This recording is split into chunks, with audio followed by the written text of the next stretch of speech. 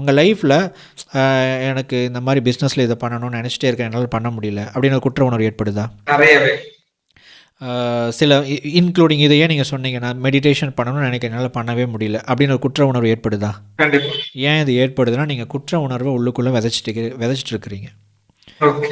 அதை ஸ்டாப் பண்ணிங்க அப்படின்னா ஒன்று அது நம்ம மைண்டை வந்து அதை கேஷுவலாக எடுத்துக்கிற தன்மையில் இருக்கணும். அப்படி இல்லை அப்படின்னா அந்த குற்ற உணர்வை ஏற்படுத்தாத மாதிரி லைஃப் ஸ்டைலை மாற்றிக்கணும். அதை பண்ணிட்டீங்கன்னா நம்ம எதை உள்ளுக்குள்ளே விதைக்கிறோமோ அந்த விஷயங்களை அனுபவங்களாக நம்ம வெளியே பார்ப்போம். நீங்கள் வந்து திருப்தி அப்படிங்கிற லாஸ்ட் கூகுள் மீட்டில் இதே கருத்தை நான் ஷேர் பண்ணியிருந்தேன். அந்த வீடியோ வந்து யூடியூப்பில் அப்லோட் பண்ணியிருக்கேன்.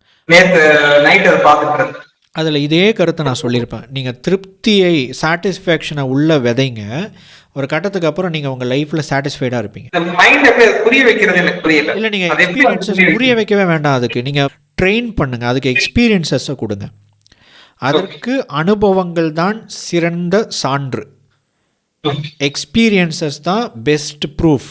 மைண்டு புரிஞ்சுக்காது, ஏன்னா அது ஏற்கனவே ஒரு விஷயத்தை புரிஞ்சு வச்சுருக்கு. சப்கான்ஷியஸ் மைண்ட் அது எந்த அடிப்படையில் அதை புரிஞ்சு வச்சுருக்குன்னா அனுபவங்கள் மூலமாகத்தான்.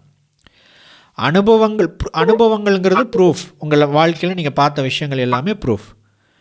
இப்போ அந்த ப்ரூஃப் இருக்கிற ஒரு இடத்துல போயிட்டு நீங்கள் இது பண்ணு, இது பண்ணாத அப்படின்னு வார்த்தைகள் மூலமாக அதை கண்ட்ரோல் பண்ணணும்னு நினச்சா எப்படி கண்ட்ரோல் ஆகாது. அப்போ அதுக்கு அனுபவங்களை கொடுத்துருங்க, அது ஆட்டோமேட்டிக்காக மாறிடும்.